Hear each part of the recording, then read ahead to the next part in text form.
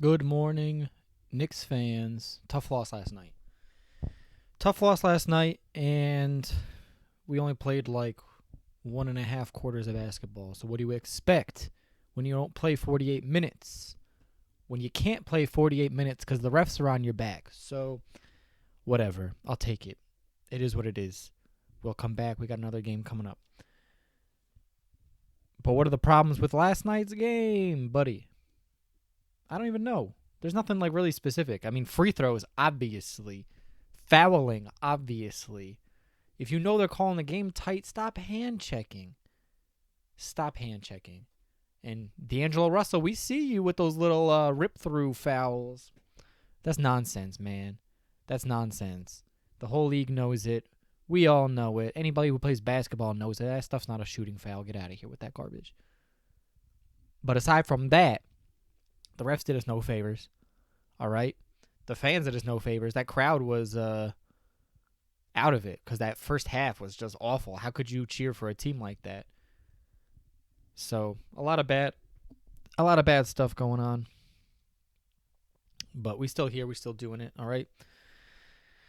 Every day, trying to do it, trying to get better, and trying to make some intelligent observations. And I just don't, I don't have anything. What can I say other than we lost?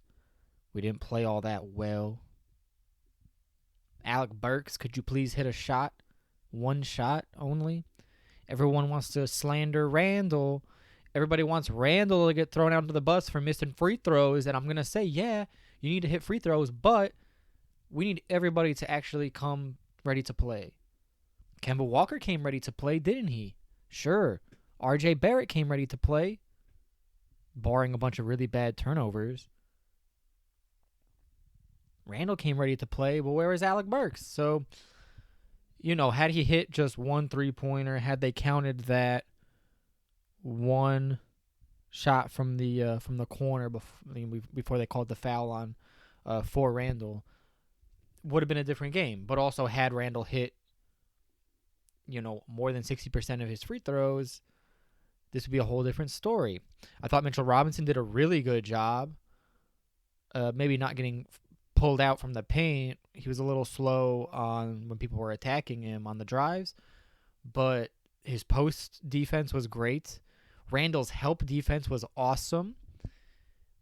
Mitchell Robinson kept getting dunks, and then Karl Anthony Towns is like, I can dunk too, and he would try to get a nice poster, and Randle kept blocking or fouling him. It was amazing, actually. I was like, that's how you take it, That's how you take it personal. And that's what we saw with Randle, at least on the defensive end. And then offensively, listen, some people in the Discord were saying they want more movement. Some people were saying they want more screens, more pick and rolls. And that's all scheme stuff. And I think, at least I've noticed, that Thibodeau typically runs more pick and rolls, more dribble handoff screens in the third quarter and the fourth quarter. And the first and the second, he kind of just lets them run and do what they want, You're not gonna run all your plays, in the first couple minutes, because then you don't have them anymore. They're just gonna guard them. You can't run the same play 10 times. It doesn't work that way. So I am seeing Thibodeau typically running those screening plays, dribble handoffs, and whatnot in the third and fourth. So I'm gonna keep looking for that. I think you should too if you're interested in following the game like that and wondering why they aren't doing certain things. So aside from the scheme, aside from the rotations, because obviously people wanted Obi in as well. So aside from the schemes, aside from the rotations, and aside from free throws and turnovers, man, we just everybody needs to show up. I was saying yesterday, big 15 energy, right? And we just didn't get that. We got big 10.5 energy. Taj played well, Mitch played well, Randle played well. I think everybody did except for Burks. And even Fournier was hitting some unbelievable three-pointers. So that being said, I think the trade talks are going to get louder than ever. We just had a three-way deal right after the game, actually. Woj dropped it. Bol, and a couple other people I didn't recognize. So But, people are making those moves. It's that time of year, so keep your eyes open. I mean, I think someone was saying, oh, because Obi didn't get minutes, he's probably traded, which I don't know if that holds water or not. The dude is just not playing good defense. I mean, Tibbs wants to hold him accountable, and he's doing that. In contrast, look at Grimes getting tons of minutes, playing really good defense. That stretch, I think it was the third quarter. Yeah, it must have been the third quarter because of the score. There was that stretch in the third quarter, and I posted it on Instagram. I posted it on Reddit. I posted it on Twitter. So if you want me to post it here, just ask. But that it was like 83 to 81, something like that, and we ended up, or I think it was tied, maybe 82. I think it was 82 to 81, and Fournier got a three off almost a blown possession. Randle fell down, everything. Oh, I think Fournier Randle missed first, and then Grimes got the rebound. All right, hustled down that rebound. It was a Taj tip too, so shout out to Taj and his hands. So Taj tipped it, Grimes got it, gave it to Randle. Randle drove, almost slipped and fell, but as he's falling, he got the ball out to Fournier, and Fournier hits the three. Beautiful, love it. Next possession down, Fournier gets the offensive, hitting the screen really hard from Karl Anthony Towns, but his feet were moving. So, got the offensive, got the ball back. He hits another three, Fournier. Then, coming down the next possession, they try to throw it to his man cutting back door, and he gets his hand on it, knocks it out of bounds. They go to pass it inbounds, and Grimes steals the inbounds pass and gets the and one. And makes a foul shot, all right? That was my favorite sequence of the game. Easily, that was what made the game watchable for me. Those first two quarters were just like, you got some Mitch highlights.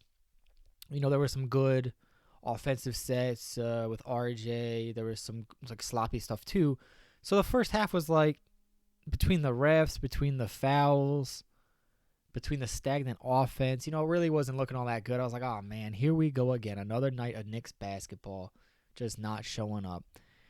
And the second half, they came out that third quarter gunning, really, really doing well. And it was really surprising to see, and especially that little stretch. So after that stretch, it was like 81 to, it was 82, then it was 85, then it was 88. I think we scored 91. I think we put us up by 10 almost. I can't remember if I don't think they scored. So that little stretch is what makes this team enjoyable, because you can see them hustling. And even though it doesn't work their way all the time, like Randle almost fell down, we still got a three-pointer out of it. And Fournier was getting his hands on a lot of balls when the players were going to post. They would turn their back like on Randle or RJ, and he would just sneak over and just knock the ball.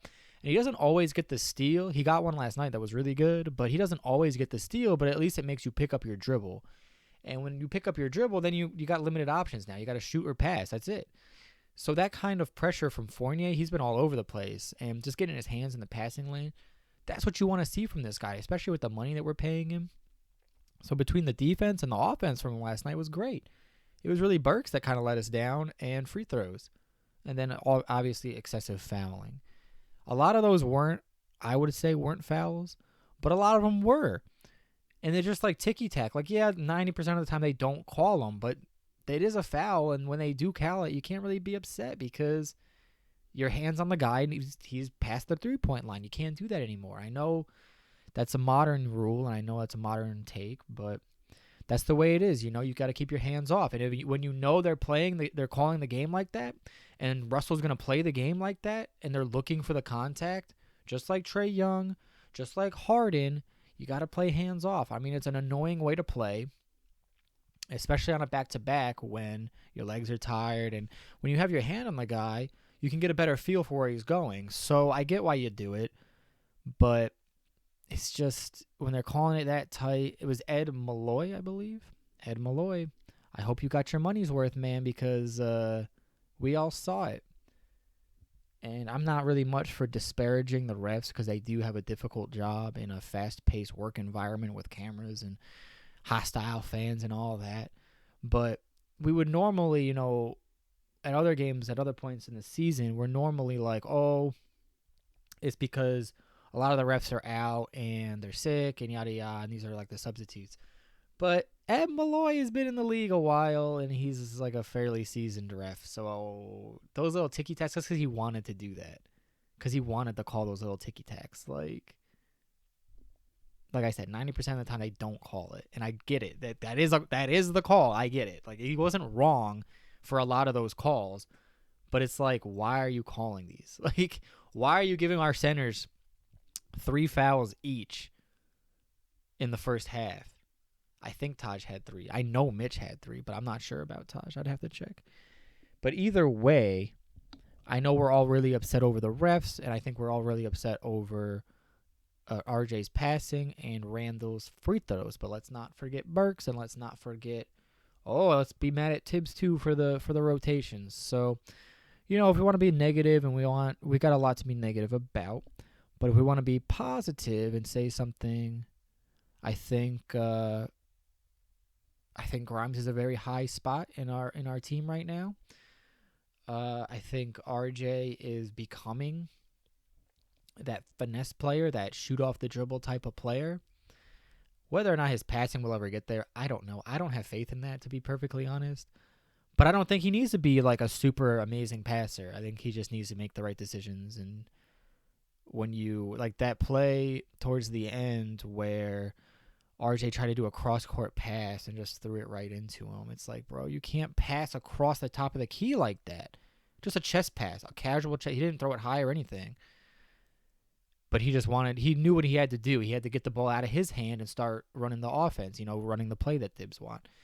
And I could see that in it, and everybody else could see it too. Like, this guy's going to pass. He telegraphs so badly, and it's just, got picked off, whatever. So, aside from turnovers, aside from free throws, aside from Burks missing, aside from Obi not getting minutes, Sims not getting minutes, yeah, it's pretty clear, what this team is capable of when everybody is shooting well, when everybody is playing well. And another positive I'll say is the chemistry is still at an all-time high. Even with these losses, they're making the extra pass. Like, there was that play, I know it got some attention, where it ended with a Kemba Walker straight on 3. And I don't remember who initiated the drive. I think it might have been RJ.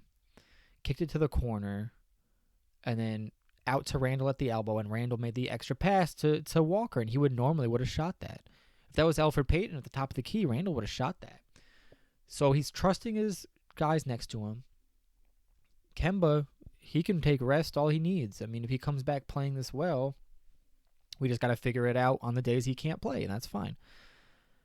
So all that being said, I don't know. I'm pretty excited for the team still. I think, barring, some sloppy negatives, I'll take those really good positives. We're seeing the same thing. Like RJ is able to shoot off the dribble now significantly better, which is just such a good thing. And Grimes becoming a nice 3-and-D piece. Kemba, hey, coming off an injury, missed a handful of games, and looks like, he didn't miss a beat. So, a lot of positive for that game last night. It really shaped up into a good game, like edge of your seat type of thing. So, lovers of basketball can really appreciate it. Knicks fans maybe not, just because we lost and because there's a lot of things you can nitpick. But staying with my positive energy today, I'm looking forward to the next game, and looking forward to everybody hitting shots. All right, and that's all it is. That's all it takes in the game of basketball. Just hit some shots. I think Alan Hahn said it at the end of the pregame show. Something like, he had a statistic, he had a number for it too, which I just think was hilarious. It was like, the Knicks win 60% of the games where they, don't allow 100 points or something like that. And then he ended it with, when the Knicks give up a lot of points, they lose. It's like, yeah, that's how the game works. But, ball go in, basket, good. Stop them from putting ball in basket, right? So that's it. I don't know. I'm just rambling at this point. I can't really fault anybody. I think I would have liked to see Obi. I would have liked to see Sims, but in a close game, I understand why he went with Burks because Burks is a shooter. Burks can dribble, and Burks makes the right decisions when he has the ball. So those are all things that Toppin can't do, and Sims can't do. So I understand the idea of going small, and I understand the fans' reaction because they were even cheering for Obi Toppin, like they wanted him. And it's not always up to us, and we don't see everything, and we don't know everything, even though we think we do. But even my opinions, I just make observations. I try to keep that positive energy up. And that being said, let's look forward to this next game. Let's keep relishing the fact that RJ Barrett is becoming an all-star before our very eyes. And let's give Randle some support, man. A big part of Randle missing free throws is he doesn't like the crowd or the pressure. I don't think. He don't like the crowd or the pressure. And listen, we've all been there, public speaking, where it's like, oh gosh, I don't want to mess up, make a mistake. Now imagine that in the world's most famous arena with the world's most vicious fans in the city that never sleeps. Like that's intense, right? That's intense. So the fact that he's able to do it at all is amazing, right? I would choke up. I would airball a free throw. So I'm going to give him his love, despite the fact that somebody could argue he cost us the game. I'm not going to argue that, but I'm going to give him his love despite that argument being valid, all right? So I'm Big Nick Burke with that Big Nick energy. We had some guys at the game last night. I don't know if you've seen them on Instagram, but they put a little love out there for the team. We love to see it. And I appreciate you guys stopping by and just letting me voice my opinion. Let me know what you think. Obi Toppin's gone. Is Randle gone? Is RJ gone? I don't think so. I think they're here to stay. Maybe if anybody's going to be gone, probably Obi. And I'm not even saying that because of his minutes. I'm saying that strictly because he's a movable piece that people were going to want. So look forward to the next one. Keep your eyes up. Keep your head up. And just keep practicing, right? Whatever you're doing in your life, keep practicing because that's the key to it. Free throws, exercise, eating healthy, starting those projects you wanted to start, right? All right, everybody. Happy New Year. Big Nick Burt, Big Nick Energy. Really appreciate you guys.